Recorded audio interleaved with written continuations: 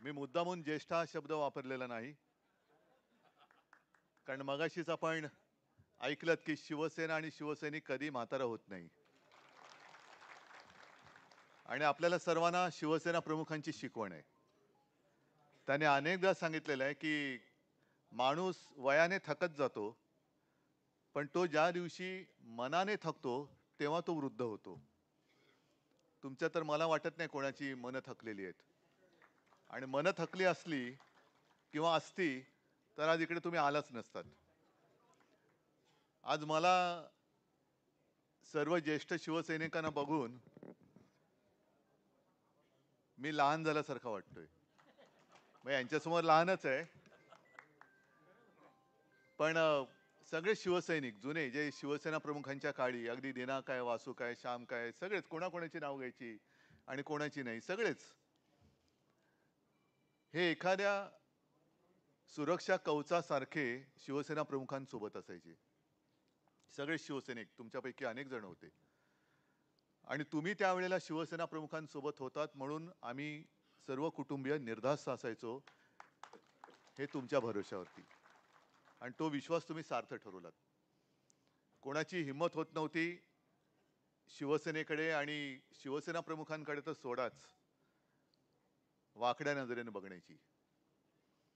आता ठीक आहे, वयाने जरासे सगळेच किंचितसे वाकले असतील, पण त्यावेळेचे सगळेजण तरुण आणि त्या तरुणाईतली त्यांची आठवण बघितली तर काठी कोणाच्या हातात आत्ता पण नाहीये, पण तेव्हा काय काय होतं चंद्रकांतजी तुम्ही सांगू शकाल. आणि सगळ्यांकडे एक एक म्हणजे काय अत्याधुनिक, म्हणजे तुम्हाला ज्यांना त्या पिढीतल्यांची आठवण आहे त्यांना माहिती असेल की कोणाकडे किती काठ्याचं, बरोबर ना. त्याला काय म्हणायचे, कटकट्या. आणि तो नुसता आवाज आल्यानंतर समोरचा पळायचा. मी म्हणजे आता ही सगळी आपण गाणी वगैरे ऐकतोय, शूर आम्ही सरदार आम्हाला काय कोणाची भीती, वेडात मराठे वीर दौडले सात, या काय काय गोष्टी आपण अनुभवलेल्या आहेत.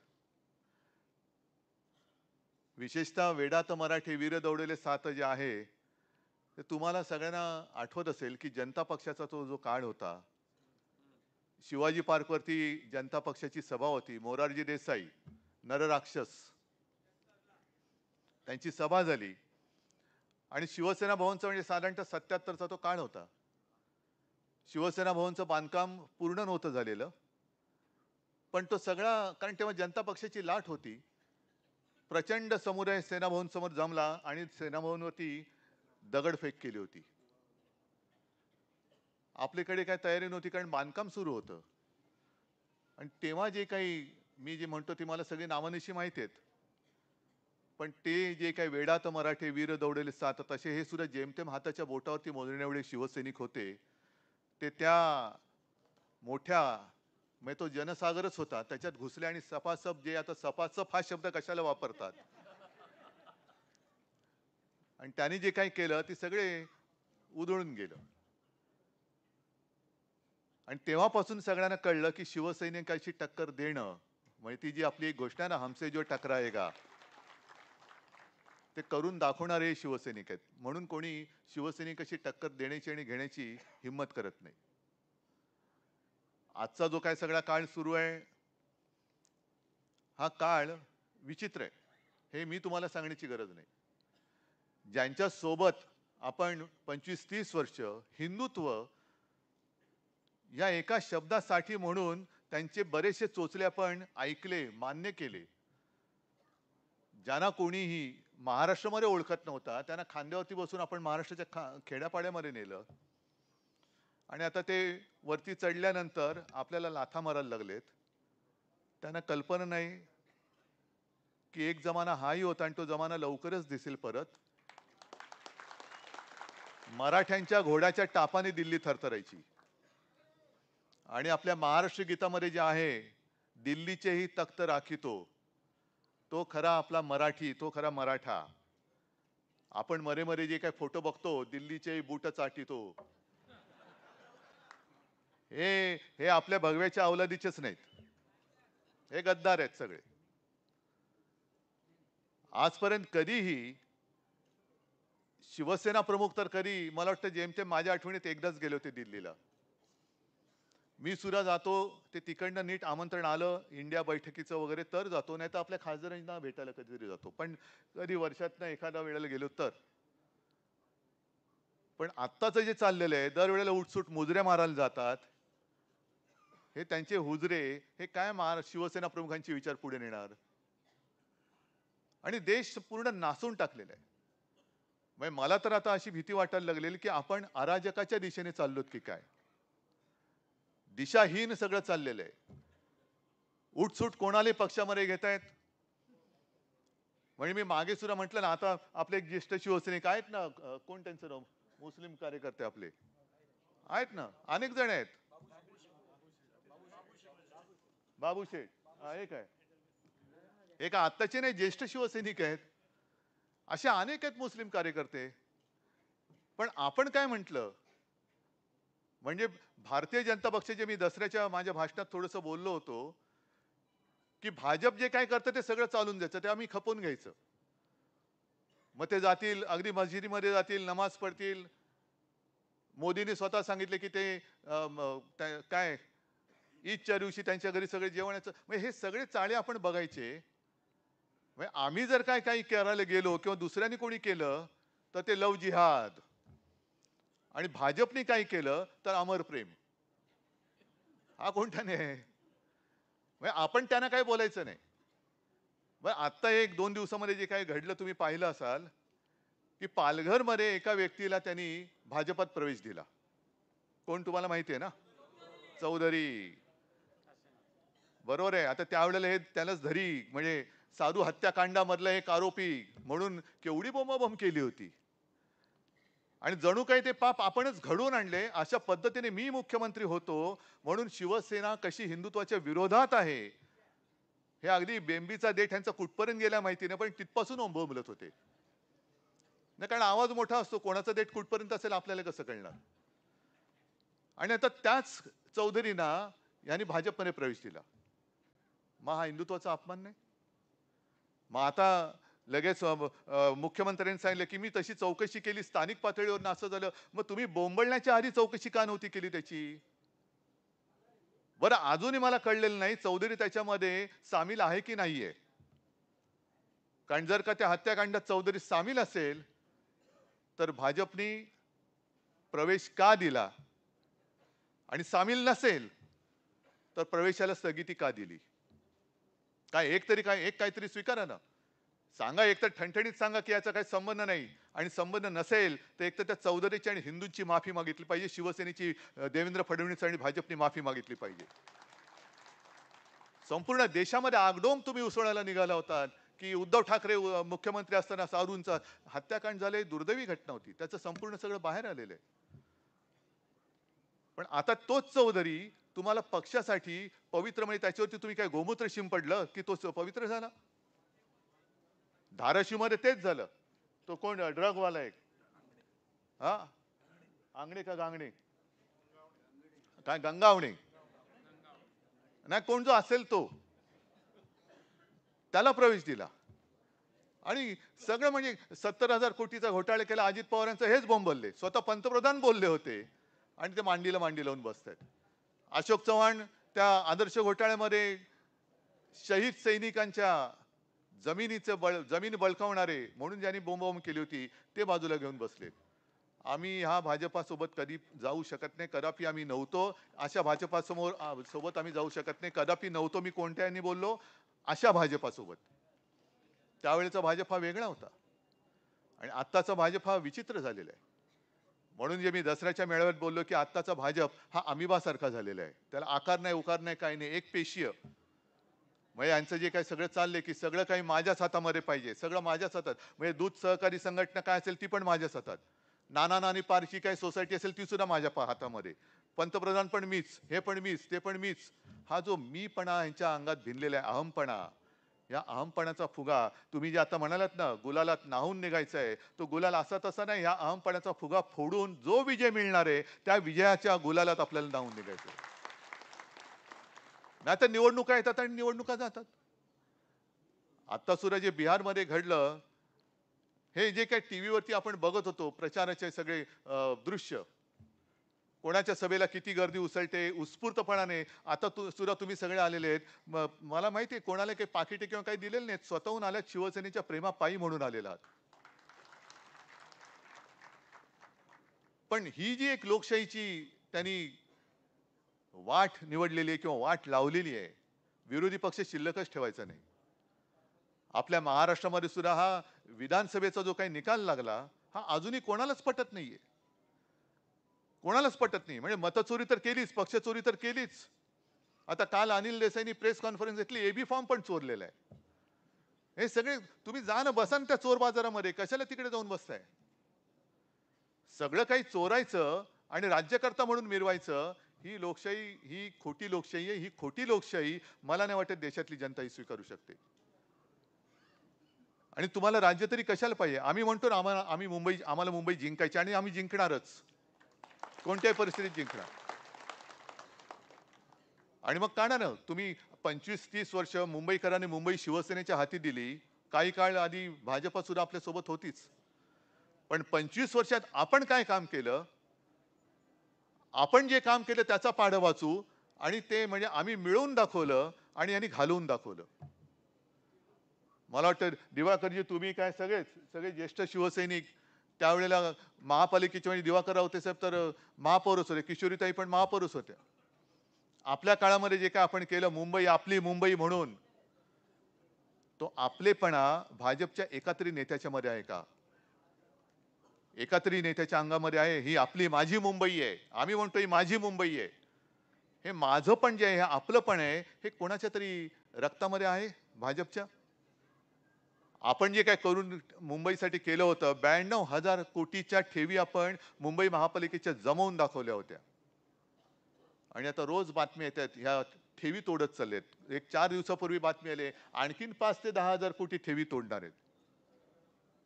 बरं, ह्या ठेवी तर तोडल्याच, पण आणखीन भयानक गोष्ट म्हणजे 2,30,000 कोटीची देणी यांनी करून ठेवलेली आहेत मुंबईच्या डोक्यावरती. कोण भरणारी? कुठून आणणारी? का जीव जळतो? का आपण जाऊ शकत नाही भाजप बरोबर? मिंदे गेला, हा गेला, तोही गेला, आम्ही पण जाऊ शकतो? नाही जाऊ शकत. कारण आजच मध्यरात्री मी जाणार आहे हुतात्मा स्मारकाला तिकडे वंदन करायला. कारण तो संयुक्त महाराष्ट्राचा जो काही काळ होता, तुमच्यापैकी अनेक जण त्याही लढ्यामध्ये उतरलेले असतील किंवा तो लढा तुम्ही प्रत्यक्ष पाहिला असाल. आणि योगायोग असा, हे तुम्ही मला तारीख विचारली, मी तुम्हाला 20 तारीख दिली, पण आज प्रबोधनकारांची पुण्यतिथी. नेमकं बरोबर उद्या 21 नोव्हेंबर हुतात्मा स्मारक दिन, तो उद्या 21 नोव्हेंबर. म्हणजे जो माणूस संयुक्त महाराष्ट्राच्या लढ्यामध्ये पहिल्या 5मध्ये होता, ते माझे आजोबा.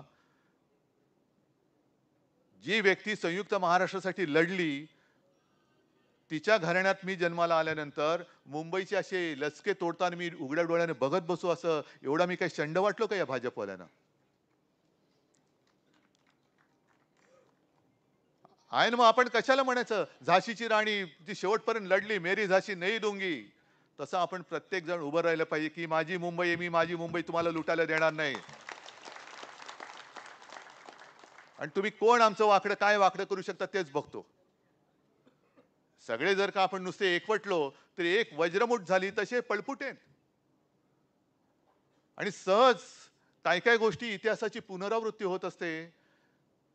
जेव्हा आपण ते फटकारे पुस्तक शिवसेना प्रमुखांचं करत होतो, सगळं कार्टून संकलन करत होतो, त्याच्यामध्ये एक कार्टून आहे, एक शिवसैनिक, तो तरुण पोरगा दाखवलाय आणि बाजूला एक भाजपवाला दाखवलाय, कमळवाला. कमळवाला असेल किंवा काय, तेव्हा जनसंघ होता. आणि तो शिवसैनिक सांगितले, तुम्ही आतापर्यंत मैत्रीची ऊब बघितली, आता मशालीची धग सोसा. तेव्हाही मशाल घेतली होती, आता सुद्धा मशालच हातामध्ये. आणि ही मशाल उगाच काहीतरी घेतलेली नाही, तर उदबत्ती घेतली असते ना आपण. जर का मोदी आणि शहांची आरतीच करायची असती तर मग आमची निशाणी काय? उदबत्ती. हे उदबत्ती बिदबत्ती नाही घ्यायची, तर मशाल घ्यायची. पेटवायचं ते काय आपल्या ते नुसत्या अशा फुलभाज्या नाही पेटवायच्या, पेटवायचं तर सगळं लंकाच जाळून टाकायची त्यांची, खोट्याची लंका. आणि त्याच्यासाठी म्हणून तुमच्या सगळ्यांची मला आवश्यकता आहे. आज ह्या निमित्ताने मला तुमच्या सगळ्यांचे आशीर्वाद मिळत आहेत. हे आशीर्वादाची ताकद फार मोठी असते. शिव्या तर रोजच खात असतो. आणि आता हे सगळ्यांना कळते. काल जे गेले होते ना, बाबा मारलं, बाबा तो ओलल्ला. अरे ओलल्ला, पण तुझी दाढी आली, तू आता बोबडं कशाला बोलतोस? हे एवढे लाचार झालेले आहेत लोक की स्वतःमध्ये हिंमत असणार. हिंमत होते कशी तुम्हाला दुखवण्याची? शिवसेनेमध्ये होता तेव्हा होती कोणाची हिंमत? कोणाची हिंमत नव्हती. पण स्वतःहून त्यांच्या ताटाखालचं मांजर झाल्यानंतर तुम्ही किती पट्टे मारा, मांजर भले वाघाची मावशी असली तरी मांजरी मांजरच असते, ती ताटाखालीच असते. त्या मांजराचा कधी वाघ नाही होऊ शकत. मांजराचा वाघ नाही होऊ शकत, वाघ हा वाघच असतो. आणि आता त्यांना कळते की हे वापरा आणि फेका, वापर करून घेणार आणि काम झालं का फेकून देणार. तसंच त्यांचं चाललेलं आहे. आता एक 15 दिवसापूर्वी अजित पवारांच्या मुलाचा घोटाळा काढला.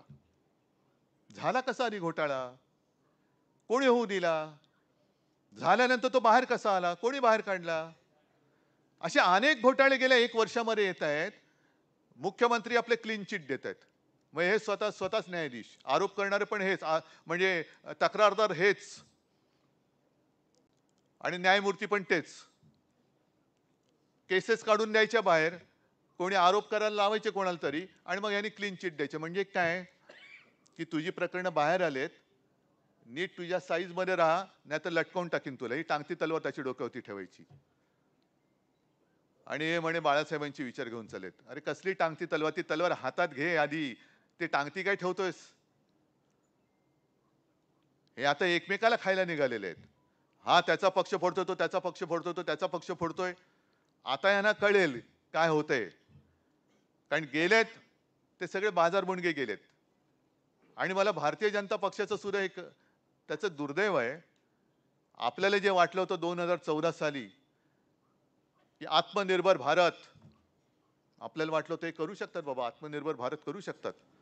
पण अजून आत्मनिर्भर भाजप नाही होते. त्यांना सगळे असे टोणगे, कोणी कुठल्या हत्याकांडातले, कोणी ड्रग्ज मधले, कोणी भ्रष्टाचारातले, सगळे घेऊन त्यांना भाजप वाढवावा लागतोय. भ्रष्टाचारी ते तो का मिळवावा, भाजपा पक्ष वाढवावा, हे त्यांचं धोरण आहे. मग कोणी घ्या आपण जिंका. काय असे जिंकण्याला काय अर्थ आहे? चोरांची साथ घेऊन, म्हणजे चोरीचा माल घेऊन मीच मालक असल्याचं आवडणं, ह्याच्यात काय अभिमान कसला आहे? अरे लढायचं तर मैदानात लढा ना. शिवसेना कधीही तयार आहे. आम्ही हार जीत त्याची नाही पर्वा करत. शिवसैनिक हा लढणार आहे. हे काय अशी संकट किंवा अशी परिस्थिती पहिल्यांदाच नाही आलेली.